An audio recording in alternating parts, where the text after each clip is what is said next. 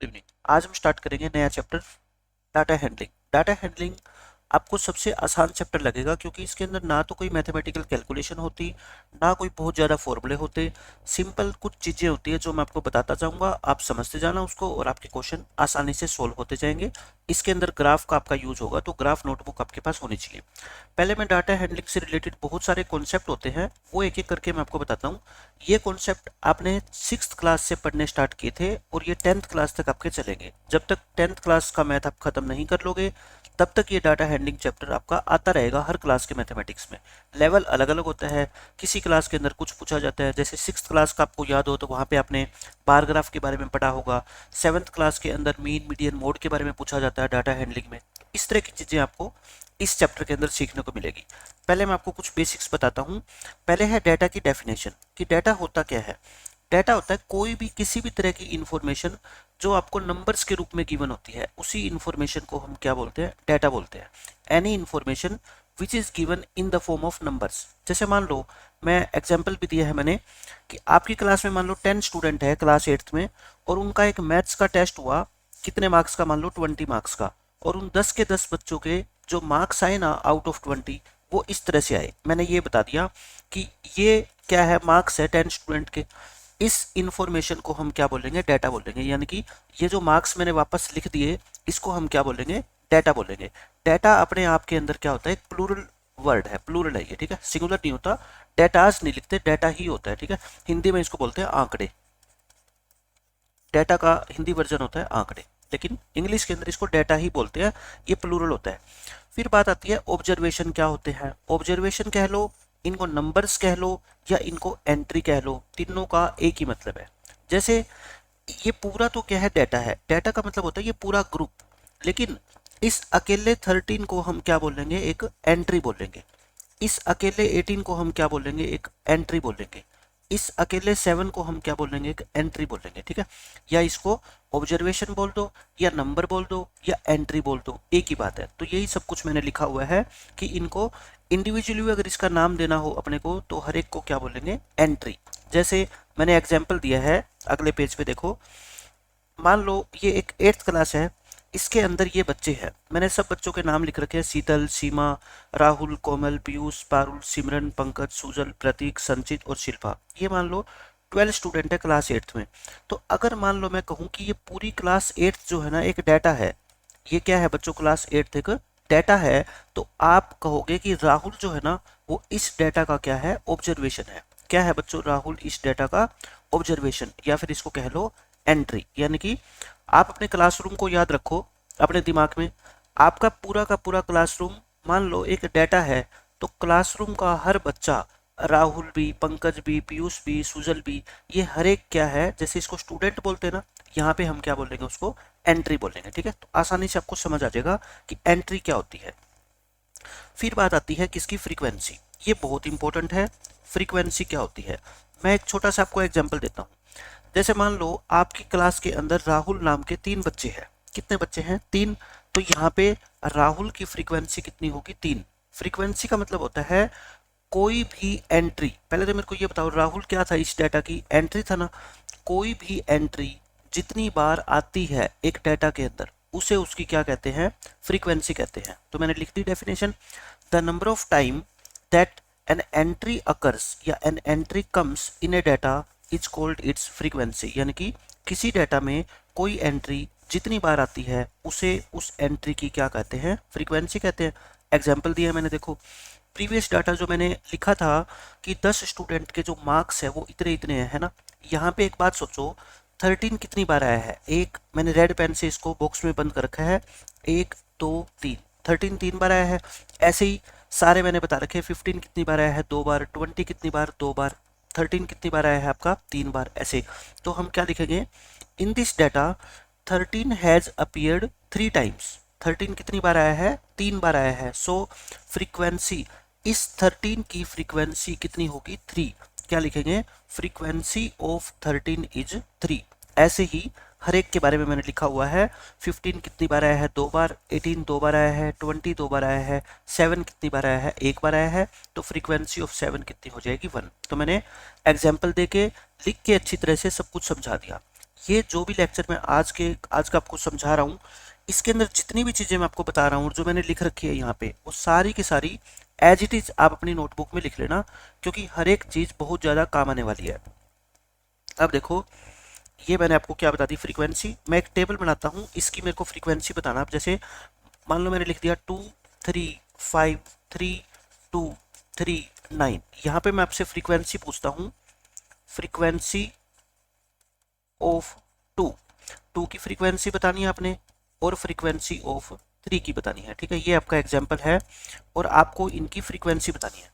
देखो 2 कितनी बार आया है, 1 2 2 बार आया है, तो 2 की फ्रीक्वेंसी कितनी होगी बताओ, 2 होगी। 3, मैं इसके अंदर है ना कन्फ्यूजन से बचने के लिए एक 3 और लिख देता हूँ। ठीक है, ये है। अब ये बताओ आप मेरे को कि 3 कितनी बार आया है, 1 2 3 4। 3 कितनी बार आया है, 4 बार, तो इसकी फ्रीक्वेंसी कितनी होगी, 4। तो आपसे एक नंबर के अंदर क्वेश्चन पूछा जाता है, एक डाटा गिवन होगा आपको और पूछ लेगा कि उस डाटा में 5 की फ्रीक्वेंसी कितनी है। तो 5 की फ्रीक्वेंसी कितनी है इस डाटा के अंदर, 1 है। 9 की फ्रीक्वेंसी कितनी है, 1 है। इस तरह से आप किसी भी एंट्री की फ्रीक्वेंसी निकाल सकते हो। ठीक है, ये था फ्रीक्वेंसी का मतलब, फ्रीक्वेंसी होगी। अब आता है फ्रीक्वेंसी डिस्ट्रीब्यूशन टेबल, इसको शॉर्ट फॉर्म में बोलेंगे FDT। F मतलब फ्रीक्वेंसी, D मतलब डिस्ट्रीब्यूशन, T मतलब टेबल। फ्रीक्वेंसी डिस्ट्रीब्यूशन टेबल क्या होती है, देखो किसी भी डाटा को हम टेबल के रूप में लिख सकते हैं, क्योंकि टेबल के रूप में लिखने से डाटा को समझना, उसको अंडरस्टैंड करना, उससे कोई यूजफुल इंफॉर्मेशन निकालना, वो क्या होता है, इजी हो जाता है। और अगर हम वैसे ही नंबर्स लिखते हैं बोर्ड के ऊपर, तो उससे डाटा को पढ़ना क्या होता है, मुश्किल होता है, उसको समझना मुश्किल होता है। इसलिए हम डाटा को इजीली समझने के लिए क्या यूज करते हैं, टेबल यूज करते हैं। और उस टेबल को क्या बोलते हैं, फ्रीक्वेंसी डिस्ट्रीब्यूशन टेबल। यही मैंने सारा कुछ इसके अंदर लिख रखा है। ये टेली मार्क्स आपने जरूर छोटी क्लासों में पढ़ा होगा और आज भी मैं इसके बारे में आपको डिटेल में बताऊंगा। ठीक है, फ्रीक्वेंसी मैंने बताई थी। इस टेबल के अंदर एक तो फ्रीक्वेंसी आती है और एक क्या आते हैं, टेली मार्क्स आते हैं, और इसी टेबल को फ्रीक्वेंसी डिस्ट्रीब्यूशन टेबल बोलते हैं। देखो नेक्स्ट पेज पे वही मैं बार बार एक ही एग्जांपल ले रहा हूँ कि जो 10 स्टूडेंट थे, इनके आउट ऑफ 20 जो ये मार्क्स आए हैं नीचे, ठीक है, इनको मैंने लिख दिया। इनसे आपको फ्रीक्वेंसी डिस्ट्रीब्यूशन टेबल बनानी है। वो कैसे, देखो 7 यहाँ पे लिखोगे मार्क्स, मार्क्स कौन कौन से, 7। फिर 13 देखो 1 2 3, 13 को एक ही बार लिखोगे। यहाँ पे क्या लिखोगे, नंबर ऑफ स्टूडेंट्स, यानी कि ऐसे कितने स्टूडेंट हैं जिनके मार्क्स 7 आए हैं, आप कहोगे जी एक बच्चा है। ऐसे कितने स्टूडेंट हैं जिनके मार्क्स 13 आए हैं, आप कहोगे सर 3 बच्चे हैं। ऐसे कितने स्टूडेंट हैं जिनके मार्क्स 15 आए हैं, 2 बच्चे हैं। ऐसे कितने स्टूडेंट हैं जिनके मार्क्स 18 आए हैं, 2 बच्चे हैं। और 20 मार्क्स लेने वाले भी कितने बच्चे हैं, 2। तो इनको क्या बोलते हैं हम, नंबर ऑफ स्टूडेंट, या ब्रैकेट में लिख दो, इसी को बोला जाता है क्या, फ्रीक्वेंसी। और फिर फ्रीक्वेंसी के हिसाब से हम क्या बनाते हैं, टेली मार्क्स बनाते हैं। देखो टेली मार्क्स कैसे बनाते हैं, ये फ्रीक्वेंसी 1 है तो एक लाइन लगा दो टेडी ऐसे, 3 है तो 3 लाइन लगा दो, 2 है तो 2 लाइन, 2 है तो 2 लाइन, 2 है तो 2 लाइन। लेकिन अब एक बच्चे ने पूछा सर क्या हम अगर मान लो 50 है फ्रीक्वेंसी तो क्या 50 लाइनें लगाएंगे, उसका तरीका मैं आपको बताता हूँ। देखो नेक्स्ट पेज के ऊपर मैं एक फ्रीक्वेंसी डिस्ट्रीब्यूशन टेबल बनाता हूँ। बाकी तो ये चीजें आसान है, बस आपको मैं टेली मार्क्स के बारे में बताना चाहता हूँ डिटेल में। यहाँ पे मान लो मैंने लिख दिए मार्क्स, एक बच्चे के नंबर मान लो, किसी के नंबर 10 है, किसी के 12 है, किसी के 18 है, 20 है, 25 है। ठीक है, 25 नंबर का टेस्ट था और मान लो इतने इतने मार्क्स बच्चों के आए। 10 नंबर लेने वाले बच्चे हैं मान लो 4, ये बच्चे हैं मान लो 5, ये है मान लो 8, ये है मान लेते हैं 7 और ये है मान लेते हैं 10। इस तरह से है। ठीक है, अब मैं आपको बताना चाहता हूँ, ये तो क्या होगी, इनकी फ्रीक्वेंसी होगी, नंबर ऑफ स्टूडेंट। यहाँ पे क्या लिखेंगे हम, टेली मार्क्स। अब टेली मार्क्स कैसे बनाते हैं, इससे आपको सारा समझ आ जाएगा। देखो 4 है बच्चे, 1 2 3 4, अगर 5 है ना तो मैक्सिमम हम ये बार्स जो है ना 4 ही बना सकते हैं, लाइनें 4 बना सकते हैं। 5वीं के लिए हमारे को क्या करना पड़ेगा, इधर से स्टार्ट करके ऐसे क्या करना पड़ेगा, एक क्रॉस लगाना पड़ेगा। जैसे आपने कभी रेलवे स्टेशन पे आप गए हो, गांव के अंदर से गुजरे हो, तो ऐसे क्रॉस लगा होता है वहां पे, ठीक है, फाटक बनी होती है, तो वैसा ही अपने को टेली मार्क्स के अंदर यूज करना है सिंबल। अब देखो 8 के लिए क्या यूज करोगे, फिर आप 1 2 3 4, फिर बीच में क्या लगा देंगे, एक क्रॉस। ये कितने बन गए, 5 बन गए। फिर बस एक में 5 ही आ सकते हैं, 3 और रह गए ना, 1 2 3, यानी कि 1 2 3 4 क्रॉस लगाएंगे 5 6 7 8, यानी कि ये मान लो ये लकड़ियां हैं और हमने इसको बांध दिया, एक बंडल बना दिया, और एक बंडल में कितनी लकड़ी आ सकती है, 5 ही लकड़ी आ सकती है। अगर 5 से ज़्यादा होगी तो फिर उसका हमारे को अलग से बंडल बनाना पड़ेगा, क्यों, नहीं तो फिर उसको उठाना मुश्किल हो जाएगा, हैवी हो जाएगा वो। ऐसे 7 का 1 2 3 4 5 6 7, 10 का कैसे बनाओगे, 1 2 3 4 5 6 7 8 9 10। इस तरह से आपको कभी भी टैली मार्क्स के अंदर आज के बाद अब प्रॉब्लम नहीं आएगी। टैली मार्क्स बनाना तो बहुत आसान होता है और छोटी क्लासों से ये बच्चों को सिखा दिया जाता है। टैली मार्क्स आपको समझ आ गया, फ्रीक्वेंसी डिस्ट्रीब्यूशन टेबल आपको समझ आ गई है ना कैसे बनानी है। अब ये आता है, ये सबसे इंपॉर्टेंट है अब आपके 8th क्लास के लिए, क्योंकि यहाँ से आपका 8th क्लास का सिलेबस स्टार्ट होता है, ये 7th क्लास में नहीं आता, कि किसी भी डाटा को ग्रुप के रूप में कैसे लिखा जाता है, किसी भी डाटा को ग्रुप्स के रूप में कैसे लिखा जाता है, डाटा को ग्रुप बनाकर कैसे लिखें, बिल्कुल आसान है। मैं कहता हूँ, मान लो आपकी क्लास में 20 बच्चे हैं, 10th क्लास में है मान लो 20 बच्चे, और उन 20 बच्चों का हमारे को क्या दे रखा है, वेट। और वेट किस में मेजर करते हैं, किलोग्राम में। कोई बच्चा 40 किलो का है, कोई 38 किलो का है, कोई 60 किलो का है, अलग अलग वेट होता है सब स्टूडेंट का। आपको ये टेबल मैंने दिखा के बता दिया कि इन बच्चों का वेट आपको दे रखा है। अब आप खुद सोचो, अगर मान लो हम ये कहें कि क्लास में एक बच्चे का वेट 30 है, एक बच्चे का 40 है, एक का 38, एक का 33, तो बहुत लेंथी हो जाएगा ये डाटा। अगर मान लो यहाँ बच्चे 20 है, 20 की जगह अगर मान लो बच्चे 100 होते, तो फिर इस तरीके से लिखना डाटा को क्या होता है, मुश्किल होता है, क्योंकि उसके लिए फिर हमारे को स्पेस यानी कि पेज बहुत ज़्यादा चाहिए नोटबुक के अंदर भी।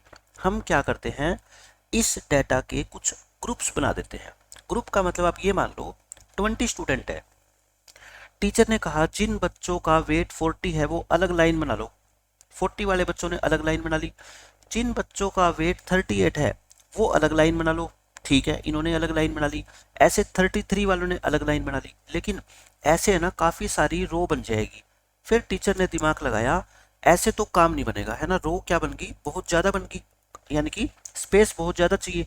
टीचर ने ये दिमाग लगाया, उन बच्चों का है ना एक ग्रुप बना दिया। ग्रुप का मतलब टीचर ने कहा जिन बच्चों का वेट 30 से लेकर 35 केजी है, क्या है बच्चों, 30 से लेकर 35 केजी तक है ना, वो एक अलग लाइन बना लो, ठीक है। फिर एक बच्चे ने कहा मैडम जो ऊपर वेट है 35 से वो कहाँ जाएंगे, मैडम ने कहा आप भी ऐसा करो कि 35 से लेके जिनका वेट 40 केजी तक है वो अलग लाइन बना लो, 40 से लेके 45 केजी तक वेट है वो अलग लाइन बना लो, 45 से 50 केजी वेट है वो अलग लाइन बना लो। समझ गया मैं क्या कहना चाहता हूँ, यानी कि अब हमने एक ग्रुप के अंदर 5 वेट वाले बच्चे डाल दिए, जिनका वेट 30 है वो 20 में आ जाएंगे, 31 वाले भी, 32 33 34, सारे के सारे बच्चे इस ग्रुप में खड़े हो जाएंगे, है ना। तो यानी कि लाइनें क्या बनानी पड़ेगी, अब कम बनानी पड़ेगी, कम रो के अंदर काम चल जाएगा, ठीक है। ये गैप आप 10-10 का भी ले सकते हो, यहाँ मैंने कितने का गैप लिया, 5-5 का लिया ना।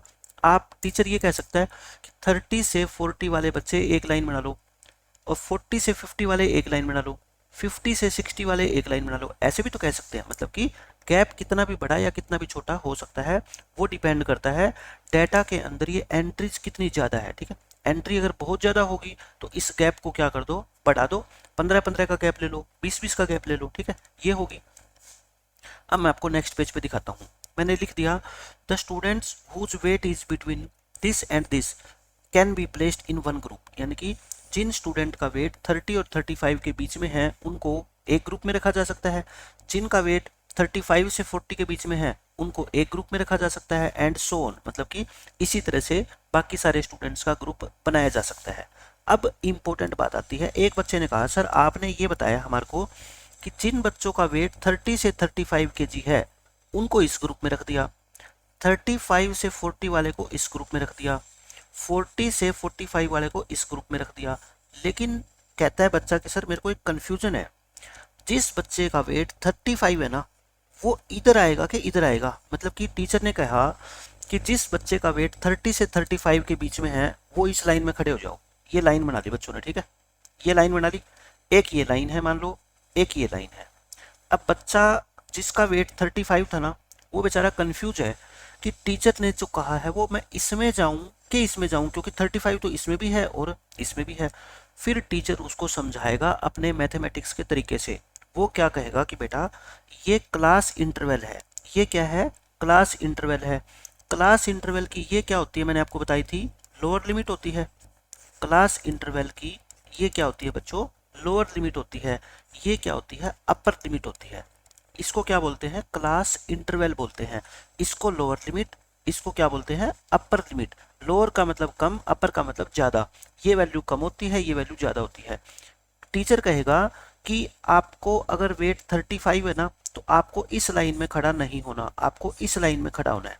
35 वाला बच्चा कहाँ पे खड़ा होएगा, इस लाइन के अंदर। यानी कि जो लोअर लिमिट होती है ना, वो तो इंक्लूड होती है, लेकिन अपर लिमिट इंक्लूड नहीं होती। ये 40 से 45 में 45 केजी जिसका वजन है वो बच्चा यहाँ पे नहीं आएगा। वो कहाँ पे जाएगा, अगले ग्रुप में, 45 से 50 वाले में। ठीक है, यानी कि नीचे वाला बच्चा ये तो आ सकता है इसमें, लेकिन ये नहीं आएगा, ये आ जाएगा। इसका मतलब मैंने लिख दिया यहाँ पे, lower limit is included. Lower limit क्या होती है, इंक्लूड होती है। Is not included, upper limit इसमें इंक्लूड नहीं होती। मतलब कि 35 केजी जिसका वेट है वो इस लाइन में नहीं खड़ा होएगा, वो इस लाइन में खड़ा होएगा। ऐसे ही जिसका वेट 45 केजी है वो यहाँ पे नहीं आएगा, वो यहाँ पे आएगा। जिसका वेट 45 है वो यहाँ पे नहीं आएगा, वो यहाँ पे आएगा। समझ गए, और बीच वाले तो आएंगे। अब आप मेरे को बताओ, 43 केजी है एक स्टूडेंट का वेट, वो कहाँ पे जाएगा, आप तुरंत बता दोगे सर 43 केजी इसमें जाएगा। क्यों, क्योंकि 43 जो है ना वो 40 और 45 के बीच में आता है। ठीक है, इस तरीके से हम क्या बना सकते हैं, स्टूडेंट का ग्रुप बना सकते हैं। अब देखो नेक्स्ट पेज के ऊपर मैंने ये बताया आपको कि इस ग्रुप के अंदर 30 से 35, 35 से 40, इन सभी को हम क्या बोलते हैं, क्लास इंटरवल्स बोलते हैं। क्या बोलते हैं बच्चों, क्लास इंटरवल्स बोलते हैं, या इनको ग्रुप्स भी बोल सकते हैं। ठीक है, इनके हमने क्या बना दिए, अलग अलग से ग्रुप बना दिए। जैसे 30 से 35 क्या होता है, एक क्लास इंटरवल होता है। अब मैं आपको बता देता हूं कि इस क्लास इंटरवल के अंदर मैंने क्या लिखा, 30 से 35। इंपॉर्टेंट चीज है, ध्यान से समझ लेना, पेपर में क्वेश्चन आएगा। इस 30 को क्या बोलते हैं और इस 35 को क्या बोलते हैं। इसको क्या बोलते हैं, लोअर लिमिट। इसको क्या बोलते हैं, लोअर लिमिट। इसको क्या बोलते हैं, अपर लिमिट। तो आज के बाद आपसे कोई पूछे कि इस क्लास इंटरवल की लोअर लिमिट कितनी है या अपर लिमिट कितनी है, तो आई थिंक अब आप आसानी से बता पाओगे। ठीक है, जैसे 30 से 40 है एक क्लास इंटरवल, ये 30 क्या कहलाएगी, इसकी लोअर लिमिट, और 40 क्या कहलाएगी, इसकी अपर लिमिट कहलाएगी। ठीक है, तो लोअर लिमिट और अपर लिमिट की नॉलेज होगी अब आपको। अब एक बात और आती है, ये मैंने बना के दिखा दिया आपको। ठीक है, अब एक बात आती है, क्लास इंटरवल का साइज। इसके 3 नाम होते हैं, विड्थ बोल दो इसको, क्लास साइज बोल दो, या साइज ऑफ क्लास इंटरवल बोल दो। क्या है, विड्थ, क्लास साइज, या किसी क्लास इंटरवल का साइज कितना है, साइज कितना बड़ा है। साइज बड़े होने का मतलब ये है बच्चों, देखो मैं आपको एक एग्जांपल देके समझाता हूँ। मान लो ये 30 से 35 है क्लास इंटरवल। क्या आप मेरे को ये बता सकते हो कि इस इंटरवल के अंदर या इस ग्रुप के अंदर कौन कौन से वेट वाला बच्चा आ सकता है। आप कहोगे जी 30 केजी वाला बताओ, आ सकता है, बिल्कुल आ सकता है। 31 वाला आ सकता है, बिल्कुल आ सकता है। 32 वाला आ सकता है, बिल्कुल आ सकता है। 33 केजी वाला आ सकता है, बिल्कुल आ सकता है।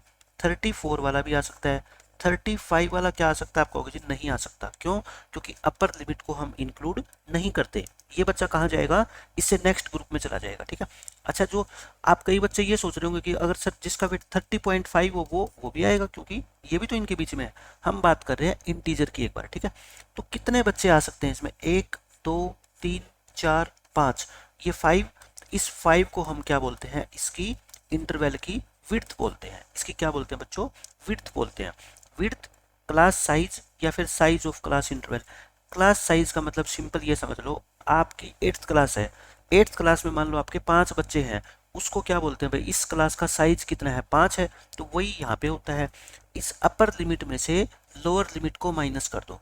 क्या फॉर्मूला होता है क्लास साइज निकालने का, upper limit minus lower limit, यानी कि 35 में से 30 माइनस कर दो, आंसर कितना आ गया आपका, 5 आ गया। ठीक है, अब मैं 2-3 एग्जाम्पल आपको देके क्वेश्चन पूछता हूँ आपसे।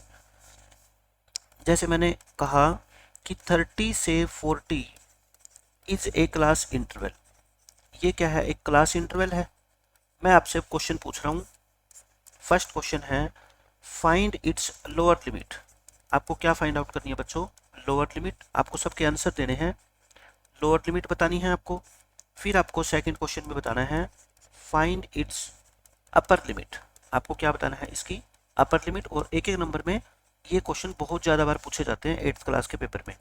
थर्ड में आपसे पूछा है फाइंड द क्लास साइज। आपसे क्या पूछा है बच्चों? Class size. तो इन 3 क्वेश्चन के आंसर आप फटाफट से मेरे को दे दो। लोअर लिमिट बताओ, लोअर लिमिट क्या होती है? 30। अपर लिमिट क्या होती है? 40। अब क्लास साइज, क्लास साइज का फॉर्मूला क्या होता है बताओ? अपर लिमिट, फॉर्मूला लिखना है, ठीक है। अपर लिमिट माइनस में लोअर लिमिट। अपर लिमिट में से लोअर लिमिट को माइनस कर दो तो हमारे को क्या मिलेगा? Class size. अपर लिमिट कितनी बताओ? 40। लोअर कितनी? 30। 40 में से 30 माइनस करोगे, आंसर कितना आ गया? 10। 10 क्या है? इस क्लास का साइज है। तो class size, lower limit, upper limit, I think अब आपको बहुत अच्छे से समझ आ गया होगा, क्योंकि है ही इतना आसान। ये एक बार अगर पढ़ लोगे तो ही आपको समझ आ जाएगी सारी चीज़ें। ये हो गया। फिर मैं कहूँ अगर मान लो 50 से 56 है, एक क्लास इंटरवल क्या है बच्चों? 50 से 56 है, इसको क्या बोलते हैं? Class interval. इसका जो है आपको लोअर लिमिट बतानी हो तो लोअर लिमिट ये कितनी होगी? 50। लोअर लिमिट कितनी होगी बच्चों? 50 होगी। अगर आपसे कोई पूछे कि अपर लिमिट बताओ, अपर लिमिट, तो अपर लिमिट क्या होगी आपकी? 56। अब कोई पूछे आपसे विड्थ बताओ, इसकी विड्थ कितनी होगी आपकी? अपर लिमिट में से लोअर लिमिट माइनस कर दो, यानी कि 6। विड्थ का दूसरा नाम क्या होता है ये बताओ? विड्थ का दूसरा नाम होता है क्या? Class size. क्या होता है? Class size. और इसका तीसरा नाम क्या होता है? विड्थ का तीसरा नाम होता है size of class interval. Size of class interval, यानी कि साइज आएगा, इसमें भी साइज, इसमें भी साइज, ठीक है। और तीसरा नाम क्या है? विड्थ है। तो तीनों में से कोई भी चीज आपसे पेपर में पूछ ले, सबका एक ही मतलब है, अपर लिमिट में से लोअर लिमिट को क्या कर देना बच्चों? माइनस कर देना, ठीक है। तो ये बातें थी क्लास इंटरवल की। अब मैंने इसी क्वेश्चन को लेके देखो, ये सारी चीजें मैंने आपको बताई है कि 30 kg अगर इसका वेट है तो वो तो इस ग्रुप में आएगा, लेकिन 35 वाला नहीं आएगा। वो कहाँ पे चला जाएगा? नेक्स्ट क्लास इंटरवल, यानी कि 35 से 40 वाले में चला जाएगा वो, ठीक है। उसमें काउंट करना है उसको। अब ये देखो, लोअर लिमिट को इंक्लूड किया जाता है, अपर लिमिट को नहीं किया जाता इंक्लूड। ये मैंने सब कुछ लिख दिया, ठीक है। अब वही क्लास इंटरवल के हिसाब से हम क्या बनाएंगे? एक टेबल बनाएंगे, जिस टेबल को बोलेंगे हम group frequency distribution table. FDT क्या होती है? Frequency distribution table. हमने बनाई थी ना अभी फ्रीक्वेंसी डिस्ट्रीब्यूशन टेबल ऐसी। यहाँ पे क्या थे बच्चों के? मार्क्स थे। यहाँ पे क्या थे? नंबर ऑफ स्टूडेंट्स थे। यहाँ पे क्या थे? टेली मार्क्स थे, है ना। ये टेबल होती है, इसको क्या बोलते हैं हम? Frequency distribution table. जैसे मार्क्स 13 थे, 15 थे, 18 थे, 20 थे, है ना, 7 थे। इस तरह से एक बच्चा, ये 3 बच्चे, ये दो, फिर हमने क्या बनाए थे? टेली मार्क्स बनाए थे। इसको तो क्या बोलते हैं? Frequency distribution table. अब हम बनाएंगे ग्रुप फ्रीक्वेंसी डिस्ट्रीब्यूशन टेबल। देखो, अब ये डाटा आपको गिवन है, वही ये 20 स्टूडेंट है। ये कितने स्टूडेंट है बच्चों? टोटल 20 स्टूडेंट है। इन सभी का वेट आपको क्वेश्चन में गिवन है, इतने इतने किलो सबका क्या है बच्चों? वेट है। ये क्या है? इनका वेट है किलो में। तो आपको यहाँ पे ग्रुप फ्रीक्वेंसी डिस्ट्रीब्यूशन टेबल बनानी है, यानी कि जिन बच्चों का वेट 30 से 35 है, 35 से 40, 40 से 45, 45 से 60, ऐसे लिख के और बताओ। अब आप मेरे को बस ये बता दो कि ऐसे कितने बच्चे हैं जिनका वेट 30 और 35 के बीच में है। मैंने कहा 30 और 35 के बीच में, यानी कि 30 है उसको भी लेंगे, 31, 32, 33, 34 तक लेंगे, 35 को नहीं लेंगे। फिर बच्चा पूछेगा सर 35 वाले को कहाँ लेंगे? मैं कहता हूँ इसमें ले लेंगे, है ना। ऐसे ही इस इंटरवल की बात करें इसकी, तो इसमें 65 वाले को नहीं लेंगे, तो 65 वाला कहाँ पे आएगा? नीचे आ जाएगा। तो मैंने सारे के सारे अलग अलग पेन से सर्कल कर रखे हैं, कई बॉक्स में बंद कर रखे हैं। 30 से 35 वाले देख लो, मैंने ग्रीन पेन से कर रखे हैं। 30 से 35 एक, फिर ये 2, फिर ये 3, ये 3 बच्चे हैं, तो कितने आएगी इसकी फ्रीक्वेंसी? 3 आ जाएगी। फिर उसके बाद देखो आप 35 से 40, 35 से 40 देखो कौन से पेन से है? ये रहा, रेड पेन से कर रखे हैं। 35 से 40 एक, ये 2 और ये 3, ये कितने बच्चे हैं बताओ, 3 बच्चे हैं। फिर उसके बाद मैंने क्या कहा, 40 से 45, अब 40 इसमें आएगा है ना, लोअर लिमिट इसमें आती है। तो देखो 40 से 45 के बीच में और कौन से पर्पल पेन से देख लो आप, पर्पल वाले इसके अंदर काउंट कर लो, ये भी है और ये भी है। ये भी कितने बच्चे हैं, 3 है। ऐसा जरूर नहीं है कि ये सारे 3 आएंगे, ये तो एक कोइंसिडेंस है, मान लो इत्तेफाक है कि 3 3 आ रहे हैं, बट ऐसा कोई भी जरूरी नहीं है। फिर उसके बाद क्या आएगा बच्चों आपका, 45 से 50, यानी कि 45 वाला इसमें आएगा लेकिन 50 वाला इसमें नहीं आएगा। ये बात आपको ध्यान रखनी है काउंट करते वक्त, ठीक है। 45 से 50 देख लो, 45 से 50 मैंने ये ब्लू पेन से कर रखा है, लाइट ब्लू से। तो कितना है देखो, एक, फिर ये रहा 2, एक ये रहा 3, एक ये रहा 4 और एक ये रहा 5। तो ये कितने बच्चे हो गए, 5। 50 से 55, 50 से 55, 50 को इंक्लूड करना है, 55 को नहीं गिनना इसमें, ठीक है। 55 को नहीं गिनना, 50 हो तो गिन लेना। 50 से 55 देख लो कौन से पेन से है, 50 से 55 ये रहा, 50 से 55 ये इस रेड पेन से है। तो कितना हो गया, एक, और आई थिंक एक ही मिल रहा है आपको, एक ही रहा, 2। ये कितने बच्चे हैं, 2 बच्चे हैं। फिर 55 से 60, 55 से 60 देख लो, 60 को तो काउंट इसमें करेंगे नहीं, 55 को इसमें करेंगे, ठीक है। एक, 55 से 60 कितने बच्चे हैं, एक है, ये हो गए आपके, ठीक है। और 60 से 65, यानी कि 60 को काउंट करेंगे सिर्फ, 65 को नहीं करेंगे। और फिर ये एक बच्चा, टोटल कितने बच्चे थे, 20 थे क्या, गिनना, 3 और 3 6, 9 और 5 14 और 2 16 17 18 19, 19 ही बच्चे हुए हैं, यानी कि एक बच्चा भी रह गया। 65 से 70, 60 से 65, 60 से 65 में 60 को गिन लिया हमने। और हमारे को कौन सा गिनना है, देखो 1 2 3 4 5 6 7 8 9 10 11 12 13 14 15 16 17 18 19 20, ऊपर तो 20 लिख रखे हैं लेकिन ये अभी काउंटिंग में हमारे कितने आ रहे हैं, 19 आ रहे हैं। 30 से 35 में देख लो, ग्रीन पेन वाले 1 2 3, और उसके बाद 35 से 40, 35 से 40, 35 से 40 यानी कि ये रेड पेन वाले, एक और ये 2 और ये 3, ये 3 बच्चे ले लिए मैंने। 40 से 45 पर्पल वाले 1 2, 40 से 45 3, और कहीं पे भी पर्पल नहीं है, 3 बच्चे आगे। 45 से 50, 45 से 50 देखो ये वाला ब्लू पेन वाला 45 से 50 के बीच में है ना, 1 2, 45 से 50 3, फिर ये 4 और फिर ये 5, 5 ले लिए हमने। 50 से 55, 50 से 55 आप वैसे ही गिन लो, ये है 50 से 55 के बीच में, और फिर ये भी है, 2 बच्चे हो गए, और 55 को तो लेंगे नहीं। 50 से 55 तक 2 ही बच्चे हैं। 55 से 60, 55 को तो लेंगे, 55 को लेंगे, और देखना कौन सा बच गया फिर। 55 से 60 में 55 को हमने ले लिया, और तो कोई बच्चा है ही नहीं, 55 ये ले लिया। फिर 60 से 65, 60 से 65 में 60 को ले लेंगे, और 65 को नहीं लेंगे, 65 को नेक्स्ट बार ले लिया। तो स्टूडेंट कौन सा बच गया यहाँ पे, मेरी नज़र में नहीं आ रहा है ये।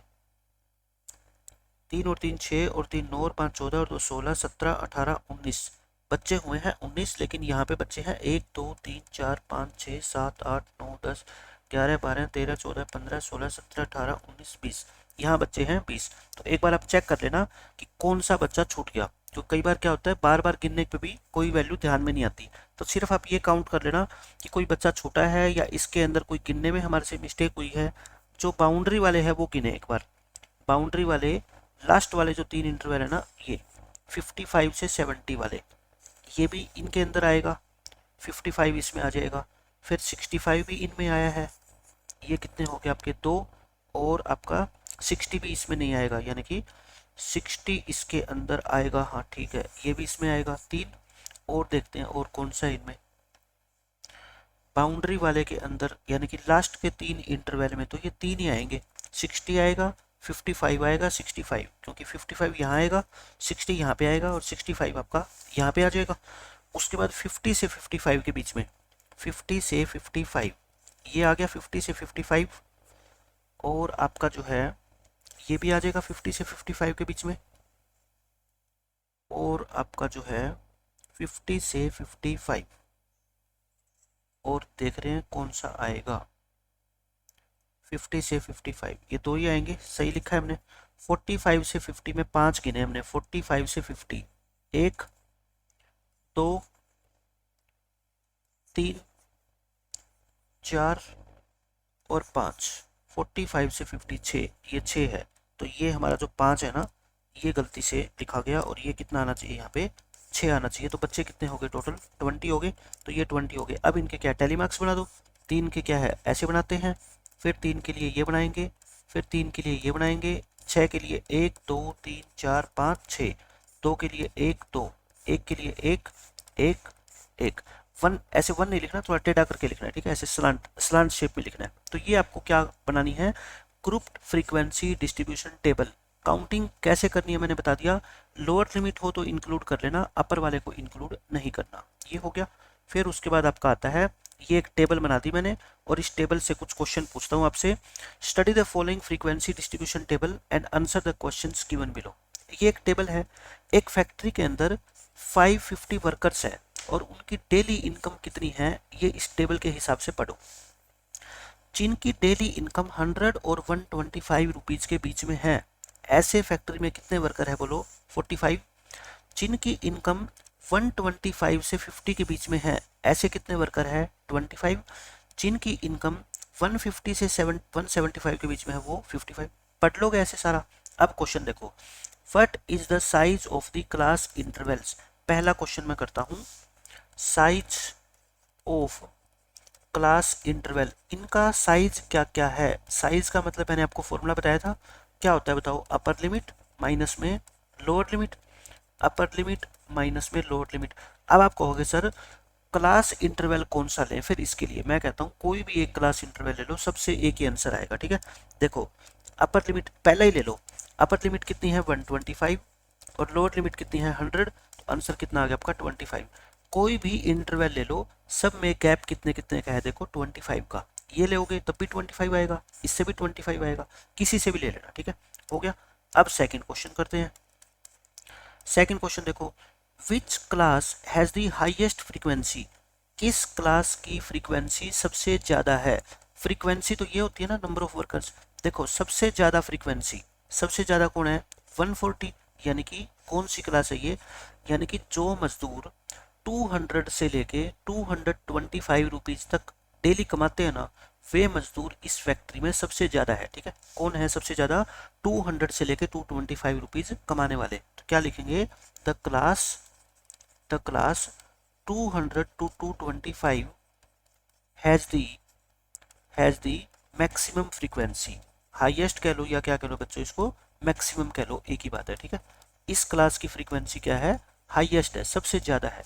फिर थर्ड में लोएस्ट फ्रीक्वेंसी वाली क्लास बता दो, लोएस्ट सबसे कम, सबसे छोटा नंबर छांट लो इस पूरी टेबल के अंदर, इस पूरे कॉलम में 20 है ना सबसे छोटा। देखो ये क्लास यानी कि 300 से 325 रुपए कमाने वाले जो मजदूर है ना, वो इस फैक्ट्री में सबसे कम है, तो क्या लिखेंगे, the class 300 to 325 has the minimum frequency. क्या बोलते हैं बच्चों इसको, मिनिमम कह लो या इसको क्या कह लो, लोएस्ट कह लो, लोएस्ट फ्रीक्वेंसी ये होता है।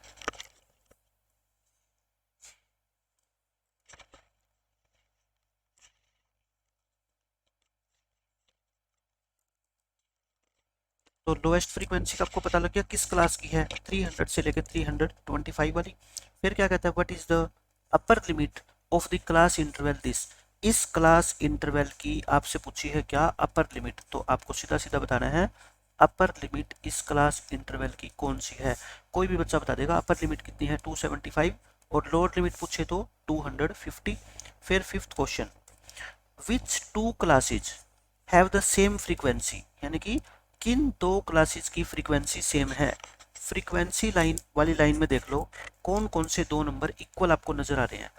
मेरे को नजर आ रहे हैं एक 55 और एक 55 है ना, ध्यान से देखोगे तो आ जाएंगे नजर।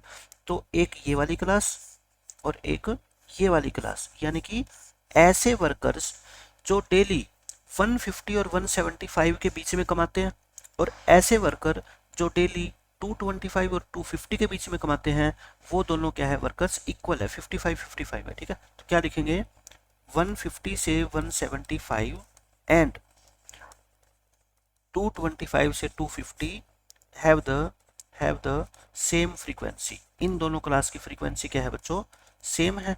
ये 5 क्वेश्चन के आंसर मैंने आपको बता दिए कि इस टेबल को रीड करके कितनी आसानी से हम आंसर दे सकते हैं। सिर्फ मैंने ये टेबल इसलिए ली है ताकि आपको टेबल को रीड करना आ जाए, आपको पता लगे कि किस तरीके से इंफॉर्मेशन को हम पढ़ते हैं और उसके बेस पे हम क्या है क्वेश्चन के आंसर दे सकते हैं। ये हो गया आपका बेसिक सारा खत्म। अब नया टॉपिक आता है आपका representation of data graphically. Representation of data, इसको क्या बोलते हैं, डाटा बोलते हैं। पढ़ते वक्त क्या बोलते हैं इसको, डाटा। कई बच्चों को पता नहीं तो डाटा बोलते हैं।